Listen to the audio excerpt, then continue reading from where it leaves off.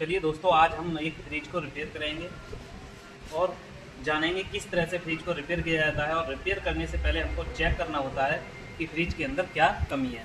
तो हमारे पास ये एलजी का फ्रिज है, नॉन इन्वर्टर मॉडल है। ये कस्टमर का कहना है कि ये कूलिंग नहीं कर रहा है। तो कूलिंग नहीं करने का दो रीज़न होता है, या तो फ्रिज के अंदर गैस नहीं होगी, या फिर दूसरा रीज़न होगा कि फ्रिज का कंप्रेसर नहीं चल रहा होगा। तो ये दोनों रीजन हो सकते हैं, या तो इसमें गैस नहीं होगी या फिर इसका कंप्रेसर नहीं चल रहा होगा। तो हम इस फ्रिज को चेक करेंगे कि इसके अंदर क्या प्रॉब्लम है, और आपको बताएंगे कि किस तरह से चेक किया जाता है और कैसे कैसे किन किन प्रक्रियाओं के द्वारा फ्रिज को देखा जाता है कि इसके अंदर कौन सी चीज़ खराब है या कौन सी चीज़ इसके अंदर जो फॉल्ट है जिसकी वजह से ये कूलिंग नहीं कर रहा है।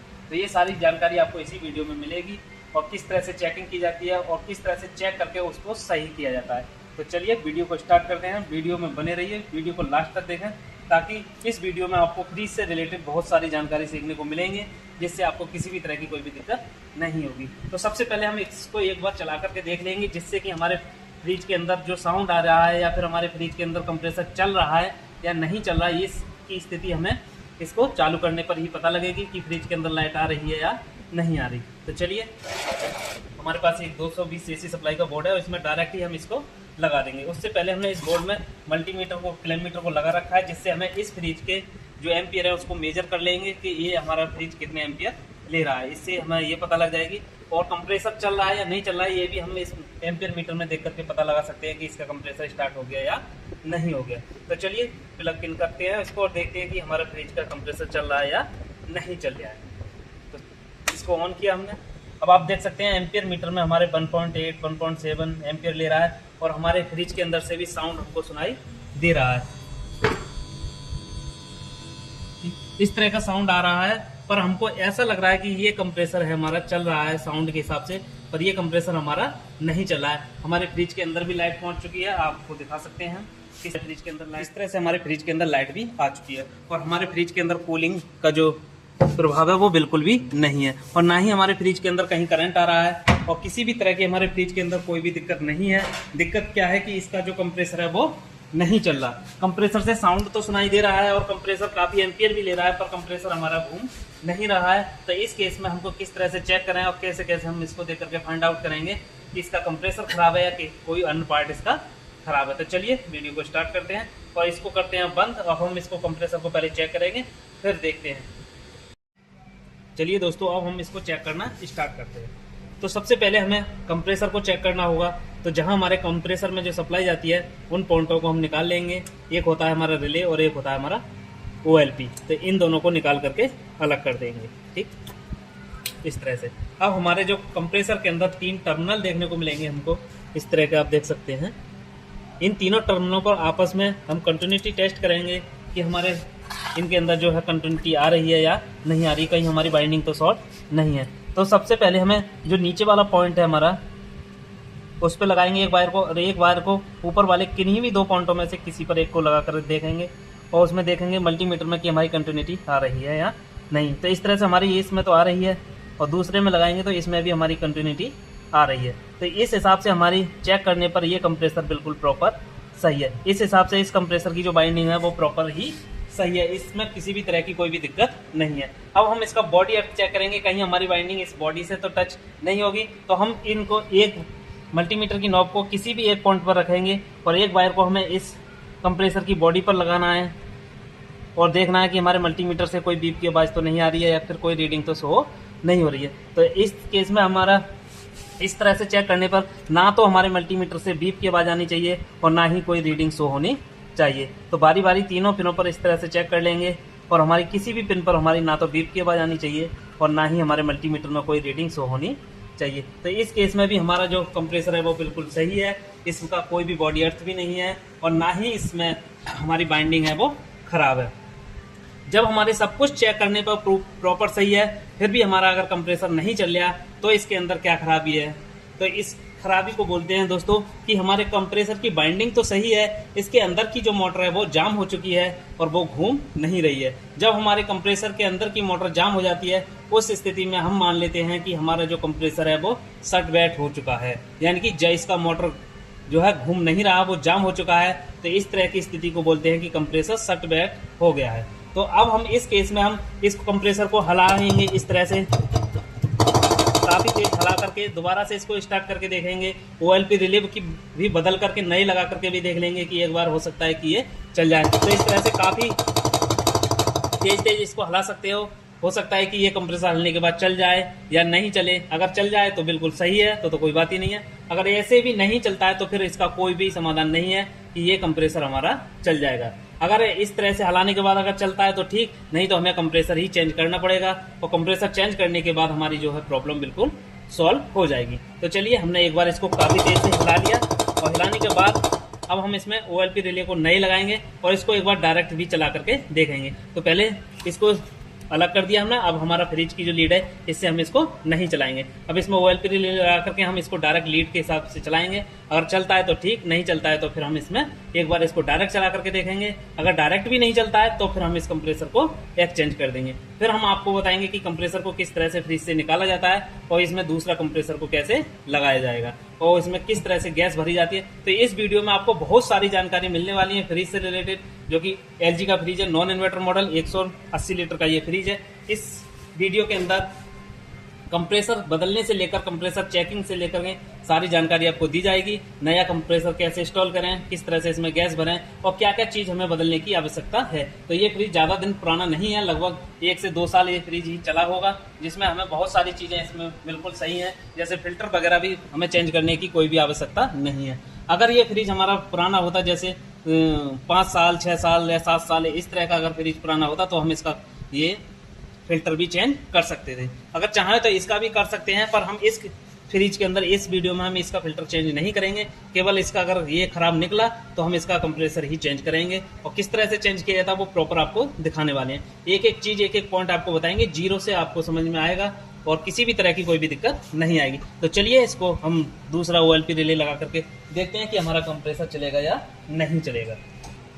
इस तरह का दोस्तों हमने एक OLP और रिले का सेट ले लिया है। अब हम इसके द्वारा इसको चला करके देखेंगे कि हमारा कंप्रेसर जो है वो चलेगा या नहीं चलेगा। ठीक, इस तरह से हमने इसको लगा दिया है। ठीक, अब उसमें हम फ्रिज का जो मेन लीड है उसको नहीं लगाएंगे, एक हमारा अलग लीड है जो कि हम यूज करेंगे। अब जो हमारा कंप्रेसर है वो डायरेक्ट चलने वाला है। ठीक, इस तरह से, और इसको क्लैम्प मीटर को हम किसी एक वायर में इस तरह से लगा देंगे और मेजर करेंगे कि इसके अंदर ये हमारा कितने एम्पियर ले रहा है। ठीक, इस तरह से देख सकते हो दोस्तों, हमारा जो कंप्रेसर है वो 2.42 एम्पियर ले रहा है, यानी कि 2.40-39। ठीक, इतना एम्पियर नहीं लेना चाहिए, और हमारा कंप्रेसर से साउंड तो आ रहा है पर हमारा कंप्रेसर नहीं चल रहा है। ठीक, इस स्थिति में हमारा जो कंप्रेसर है वो जाम हो चुका है। अब ये कंप्रेसर हमारा नहीं चलने वाला, हमारे हिसाब से तो नहीं चलेगा। एक बार इसको डायरेक्ट भी चला करके देख लेते हैं कि हो सकता है कि ये डायरेक्ट चल जाए। तो डायरेक्ट किस तरह से चलाते हैं, हमें डायरेक्ट चलाने के लिए इन OLP रिले की आवश्यकता नहीं होगी। हम डायरेक्ट ही इस तरह से, जो हमारा अलग टर्मिनल है उसको हम कॉमन पॉइंट बोलते हैं, उसमें लगा देंगे एक पिन इस तरह से, और एक पिन हम लगा देंगे रनिंग पॉइंट में। रनिंग जो पॉइंट होता है वो हमेशा मेरा राइट हैंड साइड की तरफ होता है, इस तरह से। ये जो अकेला पॉइंट होता है, चाहे नीचे हो चाहे ऊपर, वो हमारा कॉमन होता है, और जो राइट हैंड साइड की तरफ होता है वो हमारा रनिंग होता है, और जो लेफ्ट हैंड साइड की तरफ होता है वो हमारा स्टार्टिंग होता है। तो हमें कॉमन पर और रनिंग पर इस पॉइंटों को दोनों को लगा देना है, और फिर हमारी जो है सप्लाई को इसमें दे देना है।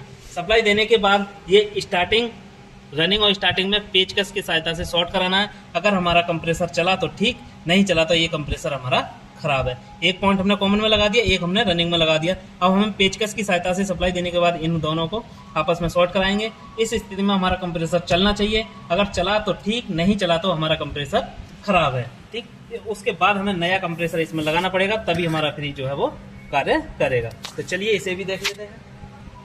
इस तरह से हमने इसमें कनेक्शन तो कर दिए हैं। अब इसको हम लगा देंगे 220 AC वोल्ट पर, और हमारा तुरंत लगने के बाद हमारा एम्पियर भी इसमें शो होने लगेगा।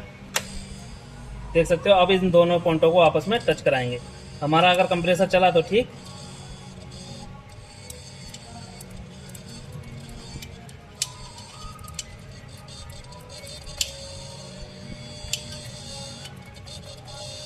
हमारा कंप्रेसर से केवल साउंड ही सुनाई दे रहा है, हमारा कंप्रेसर नहीं चल रहा है। ठीक, वो एम्पियर भी काफ़ी ले रहा है, इतना एम्पियर भी हमारे कंप्रेसर को नहीं लेना चाहिए। तो ये हमारा जो कंप्रेसर है वो खराब हो चुका है। अब हम इस कंप्रेसर को इसमें से काट करके बाहर निकाल देंगे और इसके अंदर हम एक नया कंप्रेसर लगाएंगे। ठीक, पूरी तरह से हमने इसको चेक कर लिया, पूरी संतुष्टि के साथ मैंने आपको इस वीडियो में भी चेक करके दिखा दिया। और इस कंप्रेसर के द्वारा अब इस फ्रिज के अंदर कूलिंग नहीं आएगी। इस कंप्रेसर के अंदर क्या कमी है ये तो मैं आपको बता चुका हूं कि ये हमारे हिसाब से क्या हो गया, जाम हो गया है, इसका मोटर नहीं घूम रहा है, सिर्फ इसके अंदर से जो है इसकी गुनगुनाहट की आवाज आ रही है, इसी वजह से ये हमारा हाई एम्पियर ले रहा है। इससे अगली जो वीडियो आएगी दोस्तों, इसको हम काट करके आपको दिखाएंगे कि इस कंप्रेसर के अंदर आखिर प्रॉब्लम क्या आई थी, कि हमारी बाइंडिंग तो सही है पर ये हमारा जो कंप्रेसर है वो क्यों नहीं चल रहा है। तो वो रही अगली वीडियो। अब इस वीडियो में समझिए कि इस कंप्रेसर को किस तरह से इस फ्रिज से बाहर निकालें और निकालने के बाद इसमें कौन सा कंप्रेसर हमको लगाना है। तो आप पहले इसको देख लीजिए कि ये हमारा जो कंप्रेसर है वो LG कंपनी का CMA069NJEM नंबर हमारा कंप्रेसर है। R600 गैस है इसके अंदर। अब जो हम इसमें कंप्रेसर इंस्टॉल करेंगे वो हमारा LG कंपनी का 53 नंबर कंप्रेसर है, जो कि R134 गैस का है। तो पहले इसको हम बाहर निकालते हैं और किस तरह से बाहर निकालेंगे वो भी आप देख लीजिए। तो सबसे पहले हमें इस फ्रिज के अंदर जो हमारी गैस है ऑलरेडी इसके अंदर है और इसको हमको काट करके यहाँ से निकालना होगा। कोई भी पाइप हम काट के गैस को निकाल सकते हैं। तो जो हमारी चार्जिंग पाइप है उसको हम सबसे पहले काटेंगे और आपको दिखाएंगे कि इसके अंदर गैस है या नहीं है। तो अभी तो हमें पता नहीं लगा, क्योंकि जब कंप्रेसर ही नहीं चला तो हम कैसे पता लगा सकते हैं कि इसके अंदर गैस है या नहीं है। तो ये बिल्कुल कंपनी फिटेड है, क्योंकि इसके अंदर NRV वाल्व भी नहीं है। अगर ये चल जाता कंप्रेसर और इसके अंदर कूलिंग आती तो गैस इसके अंदर ऑलरेडी है। अगर कंप्रेसर चलने के बाद कूलिंग नहीं आती तो इसके अंदर गैस नहीं थी। ठीक, तो अब हमने इसको तो चेक कर लिया, क्योंकि ये तो चलने वाला है नहीं। तो हम इसको इन जो पाइप है इसमें कनेक्ट है उसको निकालेंगे बाहर। तो उससे पहले हमें इसको काट करके ये भी चेक कर लें कि इसके अंदर गैस है या नहीं है। चलिए दोस्तों, हम इनको चार्जिंग पाइप को यहाँ से तोड़ते हैं, चाहे प्लास की सहायता से या कटर की सहायता से, आप किसी भी सहायता से इसको काट सकते हो। देख सकते हैं इस तरह से हमारी जो है गैस इसमें से निकल रही है। इसमें हमारी पूरी गैस भी है। इसमें प्रॉब्लम थी कि हमारे जो है सिस्टम के अंदर जो कंप्रेसर लगा हुआ है वो खराब है। गैस की किसी भी तरह की कोई भी दिक्कत नहीं है। अब हम इस कंप्रेसर को बाहर निकालेंगे। तो बाहर निकाले, एक हमारा डिस्चार्ज पाइप इससे कनेक्ट है और एक हमारा सक्शन पाइप कनेक्ट है, और यही दोनों पाइपों से हमारा कंप्रेसर कनेक्ट होता है। और बाकी जो हमारे नीचे लगे हुए इसके लॉग हैं, लैग, इसमें लॉक फंसे हुए हैं, इनको आसानी के साथ हम प्लास की सहायता से निकाल सकते हैं आसानी से। इसमें किसी भी तरह की कोई दिक्कत नहीं आती है। चलिए दोस्तों, हमने इसके चारों लॉक हमने निकाल दिए हैं इसके। अब हमारा जो है पाइप उसको काट देंगे। तो हम इसको प्लास की सहायता से आसानी से इसको काट सकते हैं। तो इस तरह से हमने डिस्चार्ज पाइप को काट दिया और ये है हमारा सक्शन पाइप। तो इस सक्शन पाइप को हम नहीं काटेंगे, इसको हम गर्म करके निकाल देंगे और ब्रीजिंग गन से यानी वेल्डिंग गन से इसको गर्म करेंगे और ये पाइप हमारा आसानी से निकल जाएगा। तो चलिए इसको भी निकालते हैं और फिर कंप्रेसर हमारा बाहर निकल आएगा। चलिए दोस्तों, वेल्डिंग गन की सहायता से इसको निकालते हैं बाहर।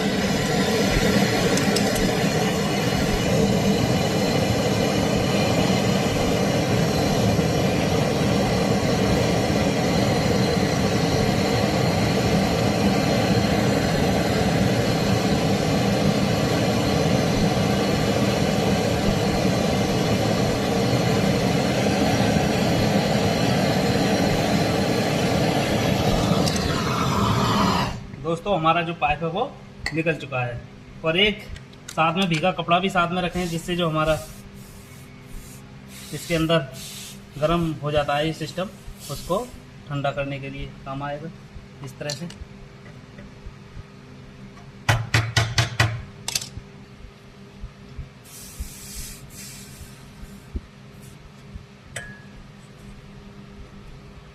चलिए दोस्तों, अब हमारा जो कंप्रेसर है वो अलग हो चुका है। अब हम इसमें से बाहर निकाल सकते हैं। ठीक, तो हमारा कंप्रेसर गर्म हो सकता है, इसको भीगे कपड़े से हमको ठंडा कर लेना है ताकि हमारे हाथ जो है वो नहीं जले।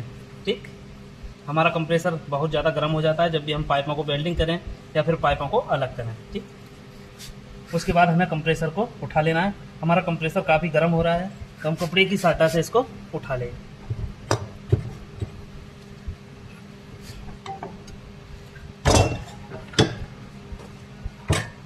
इस तरह से हमने कंप्रेसर को अलग कर लिया। ठीक दोस्तों, अब हम इसमें नया कंप्रेसर लगाएंगे और आपको दिखाएंगे कि किस तरह से इसको लगाना है। ठीक, हमें हम इसमें R134 गैस का कंप्रेसर लगेगा, जो कि LG कंपनी का ही 53 नंबर कंप्रेसर हम इसमें लगाने वाले हैं। तो चलिए नया कंप्रेसर आपको दिखाते हैं, उसका अनबॉक्सिंग करते हैं और दिखाते हैं कितने नंबर का कंप्रेसर है और हमको कैसे कैसे इसको लगाना है। चलिए दोस्तों, अब हम नया कंप्रेसर को जो लेकर के आए हैं उसका अनबॉक्सिंग करते हैं।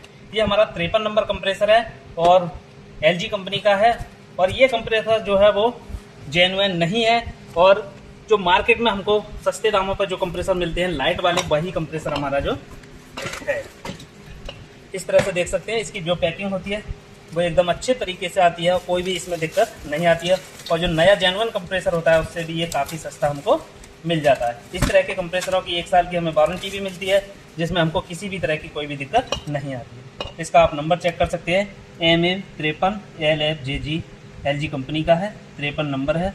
R134 गैस का ये हमारा कंप्रेसर रहने वाला है। ठीक, इसके अंदर जो कंप्रेसर था वो हमारा R600 गैस का था। अब जो हम इसमें कंप्रेसर लगाने वाले हैं वो है हमारा R134 गैस का। इसके अंदर हम 42 नंबर भी कंप्रेसर लगा सकते थे, पर हमारे पास इस टाइम 53 नंबर कंप्रेसर है, तो हम इसी को लगाने वाले हैं। ये भी हमारा, वैसे तो ये हमारा 250 लीटर के फ्रिज में लगता है, हम इसको 190 लीटर के ही फ्रिज में लगाने वाले हैं, और आपको दिखाएंगे कि किस तरह से ये कार्य करता है। इसके अंदर कोई भी दिक्कत तो नहीं आएगी।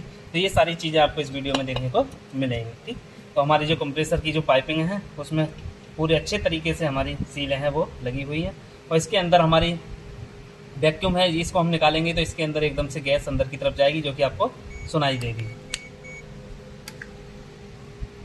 ठीक, इस तरह से हमने सारी इसकी जो है क्लिपें वो हमने निकाल दी हैं। इसके अंदर जो है इधर की जो साइड में जो है हमारी सक्शन लाइन है, और इधर की साइड में एक हमारी चार्जिंग लाइन है और एक हमारी डिस्चार्ज लाइन है।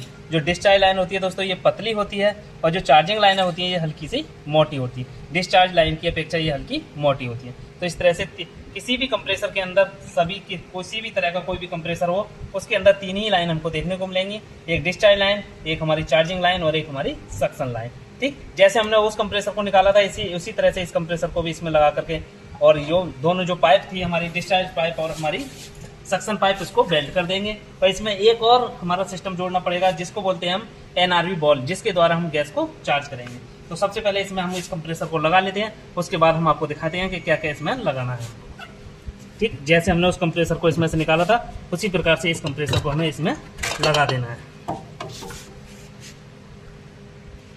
कंप्रेसर हमने रख दिया दोस्तों, अब इसके हम चारों जो लॉक हैं उसको लगा देंगे, ताकि हमारा जो कंप्रेसर है वो हिले डुले नहीं, और हमारे फ्रिज को जब हम इधर उधर हटाएं या फिर कस्टमर लेकर जाएगा हमारे सेंटर से, तो ये कंप्रेसर जो है वो नहीं हिलेगा। लॉक लगने के बाद हमारा जो कंप्रेसर है वो जाम हो जाएगा। तो चारों लोगों को लगा करके कंप्लीट करते हैं, फिर इसके पाइपों को जोड़ेंगे। इस तरह से हमारा जो कंप्रेसर है वो लग चुका है, और इसके अंदर हमारी जो है इधर की साइड में सक्शन लाइन है, इधर की साइड में हमारी डिस्चार्ज लाइन है, और हमारी जो है चार्जिंग लाइन है। इस लाइन के द्वारा हम इस फ्रिज के अंदर गैस चार्ज करेंगे। इस लाइन डिस्चार्ज लाइन के द्वारा ये कंप्रेसर गैस को बाहर की तरफ को फेंकता है, और सक्शन लाइन के अंदर की तरफ को खींचता है। तो सबसे पहले हम इसमें डिस्चार्ज लाइन को कनेक्ट करेंगे। डिस्चार्ज लाइन यानी कि कंडेंसर कॉइल का जो इनपुट पॉइंट होता है, इसी को हम डिस्चार्ज लाइन बोलते हैं, यही हमारा इसके अंदर कनेक्ट होगा। तो ये पहले हमने प्लास से इसको काट दिया था, अब हम इसको ट्यूब कटर की सहायता से इसको अच्छे तरीके से गोल करके काट देंगे, और रेगमाल की सहायता से इसको साफ कर लेंगे, ताकि वेल्डिंग करने में हमें किसी भी तरह की कोई भी दिक्कत नहीं आएगी। तो चलिए इसे भी काम करते हैं। तो इसको ट्यूब कटर की सहायता से अच्छी तरह से इसको काट देंगे, और जितना हमारा जो गला हुआ है, जंग लगा हुआ था, टुकड़ा था, उसको अलग कर देंगे, ताकि आगे हमारी गैस लीकेज के जो चांस है वो कम हो जाएंगे। क्योंकि हमारी जो पाइप गलने के कारण जो हमारी गैस निकल जाती है, वो हम पहले ही इसको अलग कर देंगे, ताकि जो हमारा पाइप है वो नहीं गलेगा। ठीक, थोड़ा सा पाइप हमने जो है एक्स्ट्रा काट दिया है इसमें से। ठीक, इस तरह से, और हमारा जो इसका सुराख है वो बिल्कुल सही हो चुका है। इसको नोक प्लास की सहायता से इसको सही कर देंगे, और उसके बाद हम प्रॉपर तरीके से इसमें ब्रीजिंग करेंगे। उससे पहले इसके ऊपर की जो भी पॉलिश है उसको बालू पेपर की सहायता से हम साफ कर देंगे, ताकि हमें ब्रीजिंग करने में किसी भी तरह की कोई भी दिक्कत ना आए। बालू पेपर की सहायता से हमने इसको प्रॉपर से क्लीन कर लिया है, हमारी कोई भी पॉलिश इस पाइप पर नहीं बची। और इसके अंदर का हल्का सा व्यास बढ़ाने के लिए नॉब प्लस की नॉब को इस तरह से घुमा देंगे, तो हमारी जो है पाइप का व्यास अंदर का बढ़ जाएगा। क्योंकि जो काटते वक्त हमारा जो कम हो जाता है, ये हमारा प्रॉपर हो चुका है। ठीक, अब हम इसको अच्छी तरीके से ग्रीजिंग करेंगे, और इसको कनेक्ट करेंगे। ठीक, तो जो हमारे कंप्रेसर से जो लाइन आ रही है दोस्तों, ये हमारी कॉपर की है, और ये कंडेंसर कॉइल का जो पाइप है तो ये हमारा लोहे का है। तो लोहे और कॉपर को आपस में जॉइंट करने के लिए हमें आवश्यकता होती है फ्लेक्स पाउडर की। ठीक, तो फ्लेक्स पाउडर की सहायता से हमें अच्छी तरीके से ब्रेजिंग करनी है, ताकि यहाँ हमारी किसी भी तरह की कोई भी लीकेज ना हो। ठीक, इस तरह से हमको इसके अंदर अभी हमारा जो पाइप है वो नहीं जा रहा है, तो हल्का सा कंप्रेसर के पाइप का भी व्यास हल्का सा नोक प्लास की सहायता से बढ़ा लेंगे, ताकि हमारा जो पाइप डालने में किसी भी तरह की कोई दिक्कत नहीं आए। ठीक, इस तरह से अब हमारा जो पाइप है वो इसके अंदर लग चुका है। ठीक दोस्तों, चलिए दोस्तों, जब हमें पाइप कनेक्ट करने से पहले अपना जो कंप्रेसर है उसको एक बार चालू करके अवश्य देख लेना चाहिए कि हमारा जो कंप्रेसर है वो प्रॉपर तरीके से वर्क कर रहा है या नहीं कर रहा है। तो चलिए हम आपको दिखाते हैं इसका कि कितने एम्पियर हमारा लोड ले रहा है और किस तरह से हमारा ये कार्य कर भी रहा है या नहीं कर रहा है, क्योंकि नया कंप्रेसर है, हमने इसको अभी चला करके नहीं देखा। तो चलिए इसको स्टार्ट करते हैं। हमारा कंप्रेसर स्टार्ट हो चुका है, आप एम्पियर देख सकते हैं 0.56 एम्पियर ले रहा है ये हमारा फ्रिज, इस तरह से 0.5। ठीक, तो अभी हमारा जो है वो विदाउट लोड चल रहा है हमारा कंप्रेसर, और डिस्चार्ज लाइन से काफ़ी प्रेशर के साथ गैस जो है वो फेंक रहा है। ठीक, इस तरह से हमारा जो कंप्रेसर है वो प्रॉपर तरीके से वर्क कर रहा है। अब हम इसमें पाइप कनेक्ट आराम से कर सकते हैं, किसी भी तरह की कोई भी दिक्कत नहीं है। ठीक, इस डिस्चार्ज लाइन को कनेक्ट करने के बाद में हमें पूरे सिस्टम का फ्लेक्सिंग करना होगा। जो हमारी सक्शन लाइन यहाँ अलग है, इसी के द्वारा हम पूरे सिस्टम को फ्लेक्स करेंगे। फ्लेक्स करने का एक रीजन होता है दोस्तों, क्योंकि इसके अंदर ऑलरेडी हमारी R600 गैस थी। अब हमने जो कंप्रेसर लगाया है दोस्तों वो है R134 का, तो इसके अंदर जो है ऑयल चेंज हो चुका है, क्योंकि इस कंप्रेसर के अंदर R134 का ऑयल है। इस सिस्टम के अंदर जो पहले कंप्रेसर लगा हुआ था उसमें R600 का ऑयल था। ठीक, तो इस तरह से हमारे इस सिस्टम के अंदर R600 का हल्का फुल्का ऑयल अवश्य रहेगा, क्योंकि हो सकता है एवोपरेटर में थोड़ा सा ऑयल हो सकता है, कंडेंसर कॉइल में हो सकता है। तो इसको अच्छे तरीके से हम फ्लेक्सिंग करेंगे। पहले इसका डिस्चार्ज लाइन जोड़ लेंगे, उसके बाद इसमें जब तक फ्लेक्सिंग करेंगे, जब तक इसके अंदर का ऑयल जो है वो पूरी तरह से बाहर नहीं निकल जाएगा, तब तक हम फ्लेक्सिंग नहीं रोकेंगे। ठीक, पूरे अच्छे तरीके से फ्लेक्सिंग कर सकते हैं। तो कुछ लोग बोलेंगे कि आपको इसका फिल्टर बदलना चाहिए था, तो दोस्तों मैंने आपको पहले ही बता दिया कि ये फ्रिज ज़्यादा दिन पुराना नहीं है, और एक रीज़न फिल्टर बदलने का और है, क्योंकि इसके अंदर R600 गैस थी, अब हम इसमें R134 भरेंगे तो कोई भी दिक्कत नहीं है दोस्तों, ये काम कर जाएगा। इसमें हम इसको नहीं बदलने वाले हैं। ठीक, हो सकता है बहुत सारे लोग इसको बदल दें, क्योंकि फ्रिज पुराना होता तो हम भी बदल देते, फ्रिज पुराना नहीं है तो हम इसको नहीं बदलेंगे। हालांकि इसमें हम गैस भी बदल लें तब भी हम इसको नहीं बदलेंगे, क्योंकि हमको लगता है कि ये परफेक्ट तरीके से कार्य करेगा। तो जिन भाइयों को लगता है कि ये नहीं करेगा तो वो आप अपने सिस्टम में बदल सकते हैं, हम इसमें नहीं बदलने वाले हैं। तो चलिए डिस्चार्ज लाइन को कनेक्ट करते हैं, फिर उसके बाद हम इसमें फ्लेक्सिंग करेंगे, और फ्लेक्सिंग अच्छी तरीके से करेंगे ताकि इसके अंदर की जो भी हमारा ऑयल है R600 गैस का वो निकल जाना चाहिए, क्योंकि इसके अंदर अब जो गैस है वो है R134। चलिए दोस्तों, डिस्चार्ज लाइन को कनेक्ट करते हैं, और ये हमारा कॉपर और लोहे का बेल्डिंग है, तो इसको हम फ्लेक्स पाउडर की सहायता से इसको बेल्ट करेंगे। तो पहले पाइपों को अच्छी तरीके से गर्म कर लेंगे। गर्म करने के बाद हमको हल्का सा रॉड को गर्म करके हमें फ्लेक्स पाउडर को इस तरह से लगाना है, ताकि जो हमारा बेल्डिंग है वो प्रॉपर तरीके से भर जाए इसमें। ठीक, बिना फ्लेक्स पाउडर के हम इसका बेल्डिंग नहीं कर सकते। अगर करेंगे तो हमारा प्रॉपर से बेल्डिंग नहीं होगा, हमारी लीक है वो नहीं रुकेगी। ठीक, तो हमें फ्लेक्स पाउडर की सहायता से हमें इसका बेल्डिंग जो है वो करना है।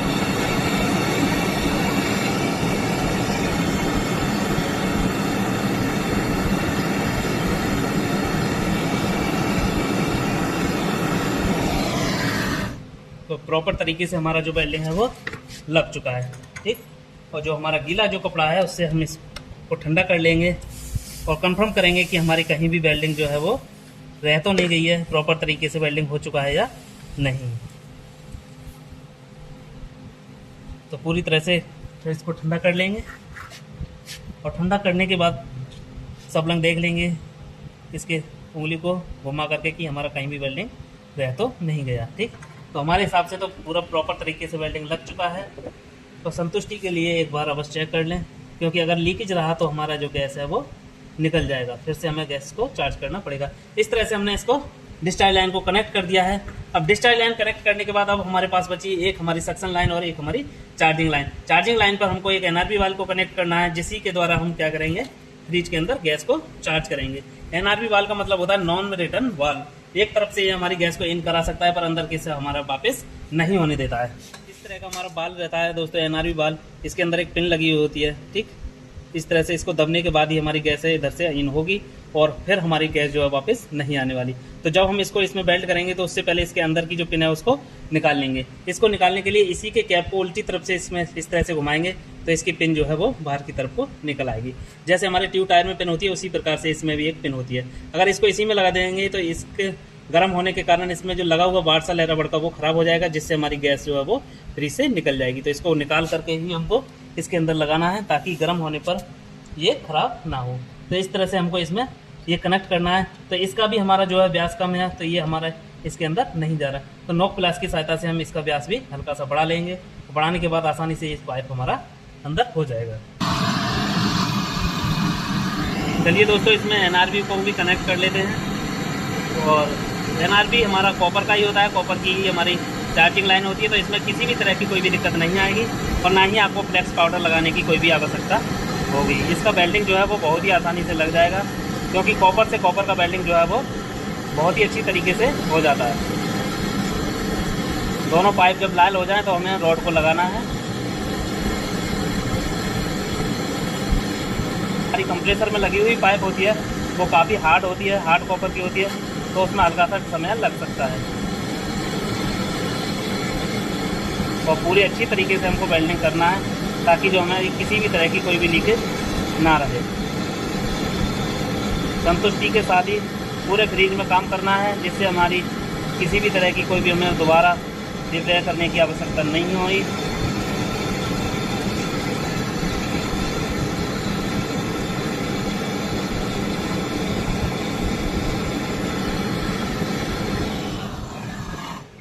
हमारा एनआरबी बाल जो है वो लग चुका है। इसको भीगे कपड़े से हमको इसको ठंडा कर देना है।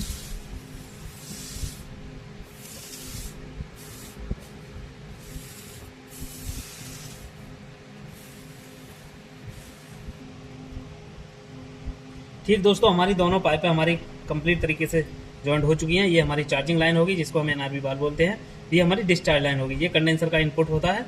उसके बाद आउटपुट पर हमारा फिल्टर लगा हुआ था और फिल्टर के बाद हमारी लगी होती है कैपिलरी ट्यूब। यही एक कॉपर की बहुत पतली ट्यूब होती है। इसी के द्वारा हमारे एवापोरेटर के अंदर कूलिंग आती है और उसके द्वारा एवापोरेटर में घूमने के बाद हमारी सक्शन लाइन के द्वारा हमारी गैस जो है वो कंप्रेसर में दोबारा से आ जाती है। ठीक, अब हमारा पूरी तरह से कंप्रेसर जुड़ चुका है। हमारा एक लाइन बचा है जो है हमारा सक्शन लाइन। उससे पहले हमें पूरे सिस्टम को फ्लेक्स करना होगा। फ्लेक्स करने का मतलब है कि हम इस सिस्टम को यानी कि इस कंप्रेसर को स्टार्ट कर देंगे। स्टार्ट करने के बाद ये हमारा डिस्चार्ज लाइन से गैस को यानी कि हवा को अंदर की तरफ फेंकेगा और प्रेशर के साथ हम यहाँ अंगूठे से इसको बंद कर लेंगे और जैसे ही झटके के साथ छोड़ेंगे तो इसके अंदर का ऑयल जो है वो बाहर निकल जाएगा। तो इस प्रक्रिया को हम काफ़ी देर तक अपनाएंगे, जिससे इसके अंदर का जितना भी हमारा ऑयल है वो बाहर हो जाएगा। ठीक, तो चलिए दोस्तों, इसको कंप्रेसर को स्टार्ट करते हैं और स्टार्ट करने के बाद हमें इसके अंदर जो है फ्लेक्सिंग करनी है। ठीक, तो किस तरह से करते हैं वो देख लीजिए। तो इसी सिस्टम को हम स्टार्ट करेंगे, इसी कंप्रेसर को।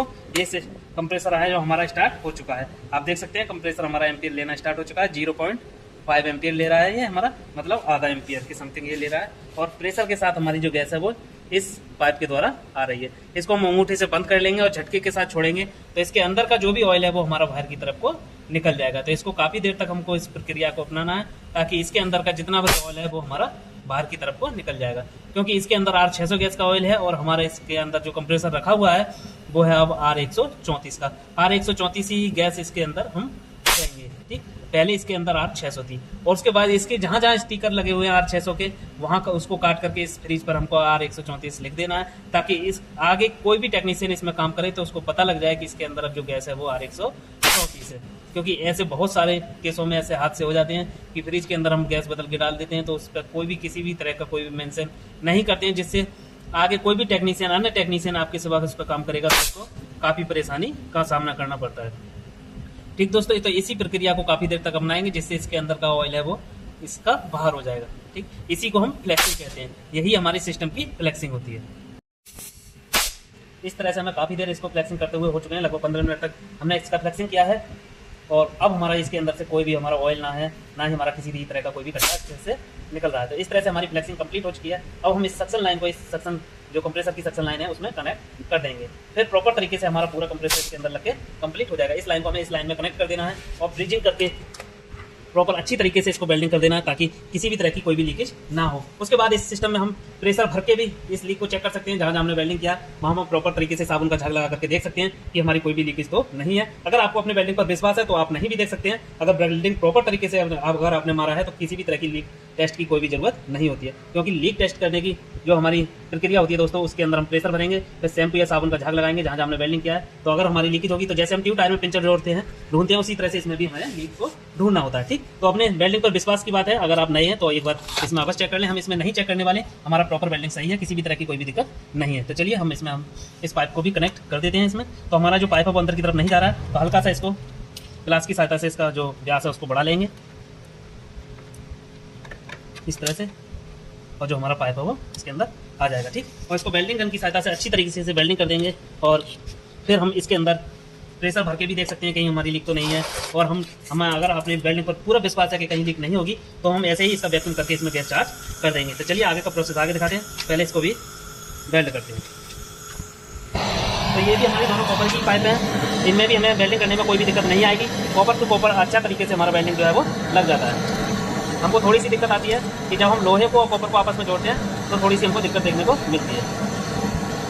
अच्छी तरीके से पाइपों को लाल करेंगे, उसके बाद हमें वेल्डिंग रॉड को लगा देना है। गर्म होने के बाद हमारा काफ़ी पाइप जो है वो अंदर की तरफ जा चुका है।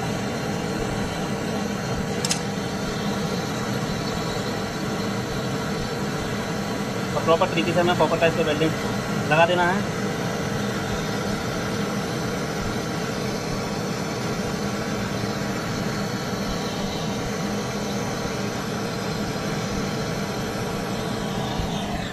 तो जो कॉपर का वेल्डिंग है वो प्रॉपर तरीके से हमारा लग चुका है। इसको भीगे कपड़े से हमको ठंडा कर देना है। भीगा कपड़ा हमेशा साथ रखें ताकि हमारा कंप्रेसर जो अधिक गर्म हो जाता है तो उसकी बाइंडिंग जलने का थोड़ा सा डर रहता है और इसकी वायरिंग भी जल सकती है। तो भीगा कपड़ा हमेशा साथ रखें जब भी आप वेल्डिंग का कार्य करें फ्रिज के अंदर। ठीक, इस तरह से हमारा प्रॉपर वेल्डिंग एकदम फर्स्ट क्लास से लग चुका है। इसमें लीक टेस्ट करने की कोई भी आवश्यकता नहीं है। ठीक, तो अगर वेल्डिंग आपको अच्छा मारना आता है और आपको पूरा विश्वास है कि हमारी वेल्डिंग से कोई भी लीकेज नहीं होगी तो किसी भी तरह की कोई भी दिक्कत नहीं है। आप प्रॉपर तरीके से इसको वैक्यूम करके गैस चार्ज कर सकते हैं। ठीक, इस तरह से पूरा सिस्टम हमारा कनेक्ट हो चुका है। अगर हम चाहें तो इसके द्वारा हम इसे दूसरे कंप्रेसर से ऐसे ही दूसरे कंप्रेसर से इसके अंदर प्रेशर को भर सकते हैं और लगभग 150 psi प्रेशर भरने के बाद जहां जहां हमने वेल्डिंग किया वहां शैम्पू या सरफ का झाग लगा करके लीक को चेक कर सकते हैं कि हमारी कहीं भी लीक तो नहीं है। तो इस केस में हम कुछ भी चेक करने वाले नहीं है क्योंकि हमारा जो वेल्डिंग है वो प्रॉपर तरीके से लग चुका है। अब हम इसके अंदर से जो हमने पिन निकाली थी उसको खींच देंगे इसके अंदर। ठीक, क्योंकि अब हम इसमें गैस भरने का कार्य करेंगे। गैस भरने से पहले हमको इसके अंदर की जो गैस है उसको निकालना होगा, उसको बोलते हैं वैक्यूम करना। तो सबसे पहले हमें फ्रिज का वैक्यूम करना होगा। वैक्यूम करने के बाद हमें इस फ्रिज के अंदर गैस को भरना होगा। वैक्यूम हम दो तरह से कर सकते हैं, एक बर्क साफ कंप्रेसर की सहायता से, वो देखने में फ्रिज का कंप्रेसर ऐसा ही होगा, ऐसे ही कंप्रेसर के द्वारा हम इसका वैक्यूम कर सकते हैं, और एक होता है हमारा वैक्यूम पंप की सहायता से हम इसका वैक्यूम कर सकते हैं। तो आज हम जो वैक्यूम करेंगे आपको वैक्यूम पंप की सहायता से वैक्यूम करके दिखाएंगे और किस तरह से प्रॉपर तरीके से वैक्यूम किया जाता है वो सारी जानकारी आपको इसी वीडियो में मिलने वाली है। वैक्यूम लगभग 20 से 25 मिनट तक इसका वैक्यूम होगा। उसके बाद इसके अंदर हमारे 134 गैस को चार्ज करेंगे। तो पूरा प्रोसेस आपको दिखाया गया। वीडियो को पूरा देखा, वीडियो को स्किप ना करें ताकि इस वीडियो में जो भी जानकारी आपको बताई गई है वो आप तक पूरी तरह से पहुंचे। तो इस वीडियो को देखकर आप बहुत सारी जानकारी प्राप्त कर सकते हैं फ्रिज के बारे में कि कंप्रेसर को कैसे बदला जाता है, गैस कैसे चार्ज की जाती है, और हमारे फ्रिज में लगने वाला कंप्रेसर जो है वो हम छोटा बड़ा या कोई भी फिक्स नंबर का कंप्रेसर नहीं मिल रहा तो हम दूसरा कंप्रेसर भी लगा सकते हैं। ठीक, तो चलिए अब हम इसका वैक्यूम करेंगे और वैक्यूम किस तरह से करते हैं वो भी देख लीजिए।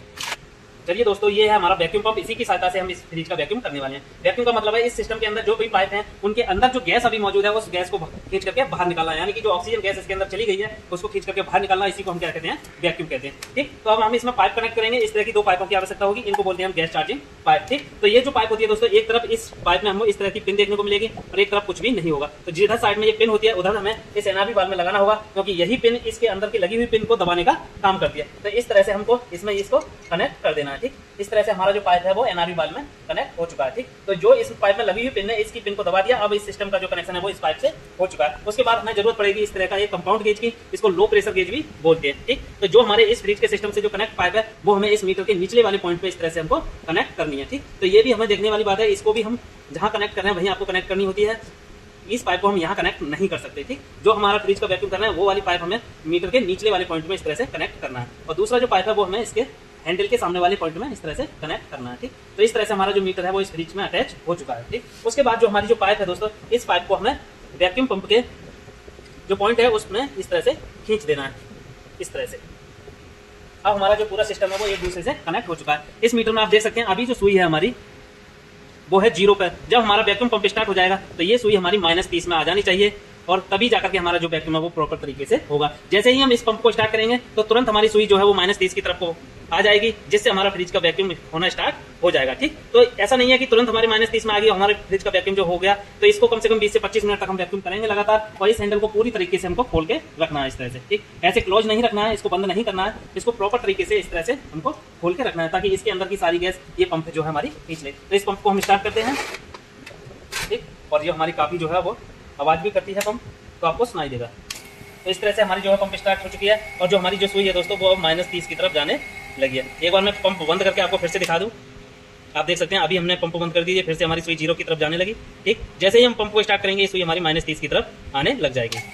ठीक, इसका मतलब है कि इसके अंदर की जो गैस है वो पंप हमारा खींचना स्टार्ट कर दिया है पंप ने। इसी कार्य को हम 20 से 25 मिनट तक लगातार करते रहेंगे, जिससे हमारे फ्रिज के अंदर का जितना बार इसके अंदर जो गैस है वो खींच करके बाहर निकल जाएगी। तो इस तरह से आपको भी अपने फ्रिज के अंदर वैक्यूम करना है 20 से 25 मिनट, ताकि आपको आपके फ्रिज में जो चोकिंग की प्रॉब्लम है वो कभी भी नहीं आएगी। फ्रिज हो, एसी हो, जिसका जितना अच्छा वैक्यूम होगा हमारा सिस्टम उतना ही अच्छा कार्य करेगा। तो वैक्यूम एक बहुत ही महत्वपूर्ण प्रक्रिया है कूलिंग करने वाले सिस्टम की, चाहे हमारा एसी हो, चाहे हमारा फ्रिज हो, चाहे हमारा डीप फ्रिज हो, कोई भी कूलिंग करने वाला सिस्टम हो, उसका अच्छे तरीके से वैक्यूम करना ये बहुत ही जरूरी रहता है। ठीक, प्रॉपर तरीके से हमारा वैक्यूम हो रहा है, इसको 20 से 25 मिनट वैक्यूम होने देंगे और पूरी तरीके से वैक्यूम होने के बाद हम इसमें गैस को चार्ज करेंगे। तो गैस का चार्ज करने का क्या प्रक्रिया रहती है वो सब हम आगे दिखाने वाले हैं। तो चलिए वैक्यूम पूरा होने देते हैं, तब तक के लिए हम थोड़ा सा एक ब्रेक लेते हैं। चलिए दोस्तों, अब हमारा 20 से 25 मिनट इसका वैक्यूम हो चुका है। ठीक, तो वैक्यूम हमारा कंप्लीट कर लिया हमने, 20 से 25 मिनट अच्छी तरीके से इसका वैक्यूम हो चुका है। अब हम इसका मीटर के हैंडल को बंद करेंगे ताकि हमारा जो वैक्यूम है वो, जब हम पंप को बंद करेंगे तो हमारा वैक्यूम टूट जाएगा। तो उससे पहले हमें मीटर के हैंडल को पूरी तरीके से बंद कर देना है। उसके बाद हमें वैक्यूम पंप को बंद करना है। अब हमारा इसका जो वैक्यूम है वो आप देख सकते हैं -30 की तरफ आपको देखने को मिलेगा। ठीक, अब हम इसको 10 से 15 मिनट वेट कर सकते हैं कि हमारा कहीं वैक्यूम तो नहीं टूट रहा है। अगर इसका वैक्यूम टूटेगा तो कहीं ना कहीं इसके अंदर लीकेज हो सकती है। ठीक, तो ये हम थोड़ी देर वेट करके देख सकते हैं। अगर हमारा वैक्यूम नहीं टूटा तो हम इसमें गैस चार्ज कर देंगे। ठीक, तो हम पहले वैक्यूम पंप को अलग कर लेंगे, जो पाइप हमारा वैक्यूम पंप पे खिंचा हुआ है उसको अलग कर देंगे। ठीक, अब हमारा वैक्यूम पंप का कोई कार्य नहीं है तो इसको हम अलग कर देंगे। अलग करने के बाद 10 से 15 मिनट हमने देखने के बाद ये देखेंगे कि हमारा वैक्यूम तो नहीं टूटा है। अगर हमारा वैक्यूम प्रॉपर तरीके से जैसा हमारा था वैसा ही है तो हम इसके अंदर गैस को चार्ज करेंगे। तो हमें इसके अंदर R134 गैस को डालना है। आप देख सकते हैं ये हमारा कैन है R134 गैस का। यही गैस हमारे लिए इस कैन के इस फ्रिज के अंदर डालनी है। ये हमारी 450 ग्राम की कैन है। ठीक, इससे पहले हमें गैस डालने से पहले हमें एक एंटी चोक नाम का केमिकल होता है, इसको भी डालना होता है। इससे क्या रहता है कि हमारे फ्रिज के अंदर चोकिंग नहीं आती है। ये हमारा चोकिंग रोकने का कार्य करता है, जिससे हमारे फ्रिज के अंदर कभी भी कोई भी चोकिंग नहीं होगी। ठीक, तो इसको किस तरह से डालते हैं, जो हमने वैक्यूम पंप से पाइप अलग किया था उसके अंदर इसको डाल देंगे। ठीक, और डालने के बाद हमें इसको गैस कैन पे लगा देना होता है। ठीक, इस तरह से हमने इस पाइप के अंदर इस केमिकल को इंस्टॉल कर दिया। ठीक, उसके बाद हमें इसको गैस कैन पर इस तरह से इस पाइप को कनेक्ट कर देंगे। ठीक, अब हमें इस फ्रिज के अंदर गैस को सिलेंडर को उल्टा करके गैस को चार्ज करना होता है, क्योंकि हमारे लिए सिस्टम के अंदर लिक्विड ही फॉर्म में गैस को भरना होता है। ठीक, तो उससे पहले अब हमारा जो पैप हमने वैक्यूम पंप से अलग किया था तो इसके अंदर एयर चली गई होगी, तो इसका भी हमें वैक्यूम करना है। तो जैसे ही हम इसको यहाँ से गैस को खोलेंगे तो यहाँ से हमारा गैस जो है निकलना स्टार्ट हो जाएगा। थोड़ी सी गैस हमारी निकलेगी तभी हम तुरंत इसको बंद कर देंगे और हमारा इस पैप का वैक्यूम जो है वो हो जाएगा। ठीक, अब हमारा इस पैप का वैक्यूम हो चुका है। ठीक, अब हम प्रॉपर तरीके से गैस को यहाँ से खोल देंगे। उसके बाद हम इसका वैक्यूम तोड़ेंगे। वैक्यूम तोड़ने के लिए हमें इस हैंडल को खोलना होगा। जैसे ही हम इस हैंडल को खोलेंगे तो हमारी सुई जो है वो ऊपर की तरफ जानी चाहिए। आप देख सकते हैं हमारे सिस्टम में गैस जाना स्टार्ट हो चुकी है। अब हम हैंडल को बंद कर देंगे। अब हम दोस्तों अपने सिस्टम को स्टार्ट करेंगे। तो सिस्टम को स्टार्ट करेंगे तो हमने ऑलरेडी इसमें OLP रिले अलग से लगाया हुआ है और ये हमारी अलग की ही लीड है। हम इस फ्रिज की लीड से अभी इसको नहीं चलाएंगे। और इसमें मल्टीमीटर को भी लगा देंगे, किलोमीटर को, जिससे हमारे सिस्टम के जो है एम्पियर भी मैनेज होंगे। ठीक, इसको लगाते हैं सप्लाई में और इसको करते हैं स्टार्ट। स्टार्ट करते ही जो हमारी सुई है अभी आपको देख रहे हो लगभग 40-45 पे दिख रही होगी, ये हमारे नीचे की तरफ आना स्टार्ट हो जाएगी जैसे ही हमारा सिस्टम स्टार्ट होगा। देख सकते हैं हमारा सिस्टम स्टार्ट हो चुका है और हमारी जो सुई है वो नीचे की तरफ आना स्टार्ट हो चुकी है। और इसके अंदर आप इसके एम्पियर भी देख सकते हैं कितने एम्पियर हमारा ले रहा है, 0.678, यानी कि धीरे धीरे हमारे एम्पियर जो है वो घट रहे हैं। तो इसके प्रॉपर एम्पियर मैं आपको दिखाऊंगा, इसकी नेम प्लेट पर कितने एम्पियर हमारा फ्रिज लेता है वो सारी जानकारी मैं आपको देने वाला। जैसे ही हमारा सिस्टम स्टार्ट हुआ, हमारी जो सुई है वो माइनस से 0 माइनस में जाने लगी, यानी कि 0 से भी नीचे जाने लगी। अब थोड़ी सी हम इसमें गैस और छोड़ेंगे और फिर से हम इस गैस को बंद कर देंगे। धीरे धीरे ही हमें फ्रिज के अंदर गैस को चार्ज करना है ताकि हमारे सिस्टम के अंदर प्रॉपर तरीके से गैस जो है वो फैल जाए। उसके बाद ही हम इसको यहाँ से गैस को रिलीज करते हैं। ठीक, तो थोड़ी हमें 10-15 मिनट ज़्यादा लग सकती हैं, तो हमको फ्रिज के अंदर धीरे हमको गैस छोड़नी है ताकि किसी भी तरह की कोई भी दिक्कत नहीं आए। फिर से हमारी जो सुई है वो 0 की तरफ जा चुकी है। फिर से हम थोड़ी सी इसमें गैस छोड़ेंगे और फिर से गैस को हम क्या करेंगे, बंद कर देंगे। फिर से हमारी जो सुई है वो धीरे धीरे नीचे आ जाएगी। R134 गैस है हमारी। इसका जो हमारा प्रेशर है दोस्तों वो 10 से 12 रहने वाला है। आज हम इसमें 10 से 12 PSI गैस जो है वो छोड़ने वाले हैं। R134 का जो बैक प्रेशर होता है वो दोस्तों 10 से 15 होता है। आप 10 से 15 के बीच में इस गैस को छोड़ सकते हैं। सिंगल डोर LG का जो फ्रिज है इसके अंदर 10 से 12 PSI अगर आप इसका बैक प्रेशर छोड़ेंगे तो बहुत ही अच्छी तरीके से इसके अंदर जो है कूलिंग आ जाएगी। आपको किसी भी तरह की कोई भी दिक्कत नहीं आएगी। तो देख सकते हैं अभी हमारी जो सुई है वो 10 से नीचे है। फिर से हम थोड़ी सी इसमें गैस छोड़ेंगे। ठीक, अब हमारी जो सुई है वो हल्की सी 10 के करीब आने वाली है। उससे पहले हमें सिलेंडर से हम अपना बाल जो है वो बंद कर देना है, क्योंकि इसके जो पाइप है इसके अंदर भी हमारी जो गैस है उसी से हमारी जो गैस है वो पूरी हो जाएगी। सिलेंडर के हम बाल को पूरी तरीके से बंद कर देंगे। अभी आप देख सकते हैं 10 से हमारे जो है वो सुई हल्की सी नीचे है। जैसे ही हम इसको खोलेंगे तो हमारी जो है वो प्रॉपर तरीके से गैस जो है पूरी हो जाएगी, क्योंकि इन पाइपों के अंदर भी तो हमारी गैस भरी होती है। ठीक, अगर हम पहले ही अगर गैस को पूरा कर देंगे तो जो पाइपों के अंदर भरी हुई गैस है वो हमारी खराब जाएगी। ठीक, अब आप देख सकते हैं लगभग 10 PSI के समथिंग इसमें गैस हो चुकी है और हमारा जो पीछे का सिस्टम है यानी कि जाल कंडेंसर कॉइल अच्छी तरीके से गर्म होने लगा है। ये जो कंडेंसर कॉइल होता है ये पीछे जाल टाइप आपको देखने को मिलेगा, इसको हम बोलते हैं कंडेंसर। ये जितना अधिक गर्म होगा उतने ही फ्रिज के अंदर कूलिंग आएगी। अगर ये हमारा ठंडा रहेगा तो हमारे फ्रिज के अंदर कूलिंग नहीं आएगी। इससे भी हम इसको छू करके अनुमान लगा सकते हैं कि हमारे फ्रिज के अंदर कितने कूलिंग आ रही है। ठीक, अब देखते हैं हमारी जो सुई है वो हल्की सी 10 से नीचे है। थोड़ी सी गैस इसमें और छोड़ते हैं, हमारे पाइपों के अंदर अभी गैस है। ठीक, आप देख सकते हैं हमारी जो सुई है वो 10 से हल्का सा ऊपर हो चुकी है। ठीक, अब हम कंडेंसर कॉइल को छू कर देखेंगे। अच्छी तरीके से हमारा कंडेंसर कॉइल है वो गर्म होने लगा है। इसके अंदर जाकर के देखते हैं कितना हमारा कूलिंग आ रहा है, किस तरह का। गैस तो हमारे सिस्टम के अंदर पूरी हो चुकी है। अब हम आपको दिखाते हैं इसके अंदर का जो आप देख सकते हो दोस्तों, इसके अंदर बल्ब तो इसलिए नहीं जल रहा है क्योंकि जो आज हमने इसको फ्रिज को स्टार्ट किया वो अलग से किया है, क्योंकि हमने फ्रिज का केबल अभी नहीं लगाया। तो मैं हाथ से महसूस कर पा रहा हूँ कि इसके अंदर अच्छी खासी कूलिंग आ चुकी है। बहुत ही अच्छी कूलिंग आना स्टार्ट हो चुकी है। मेरा हाथ भी इसमें चिपकना स्टार्ट हो चुका है और इसके अंदर सनसनाहट की आवाज़ भी आपको सुनने को मिलेगी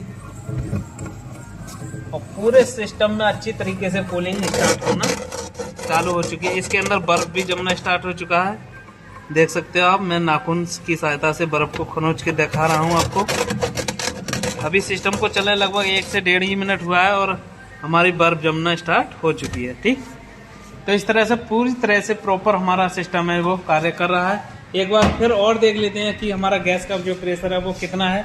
अगर कम होगा तो हम थोड़ी सी गैस इसके अंदर और छोड़ देंगे। तो आप देख सकते हो अभी जो सुई है हमारी 10 से हल्की सी नीचे है। तो फिर से हम सिलेंडर का बाल एक बार ऑन करेंगे। ऑन करने के बाद तुरंत हम इसको बंद कर देंगे। ठीक, हमारी जो पाइप है उसके अंदर गैस भर चुकी है।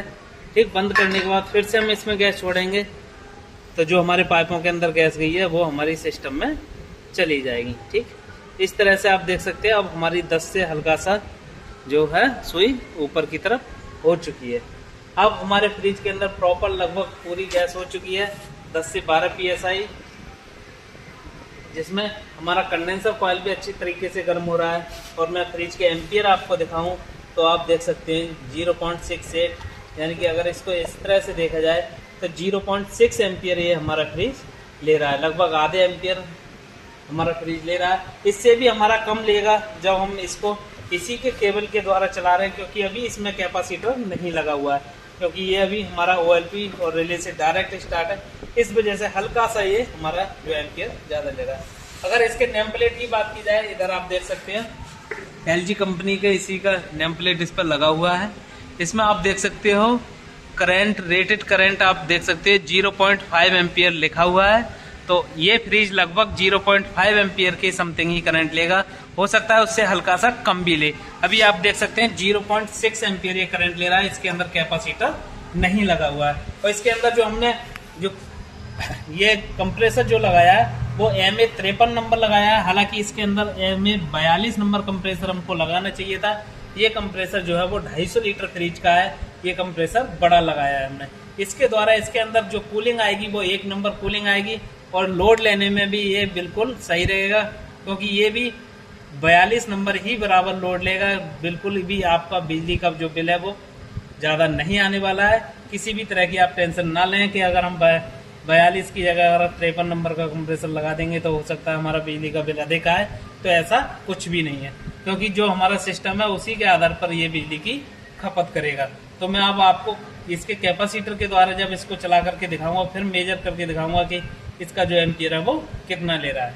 तो बहुत सारे टेक्नीशियन कहेंगे कि आपके द्वारा जो लगाया गया कंप्रेसर है वो हल्का सा इसमें बड़ा है, तो वो मैंने पहले ही आपको बता दिया है कि ये जो कंप्रेसर है वो 250 लीटर फ्रिज का है, जो कि हमने 180 लीटर के फ्रिज में इसको लगाया है। बिल्कुल परफेक्ट तरीके से हमारा सिस्टम है वो कार्य करने लगा।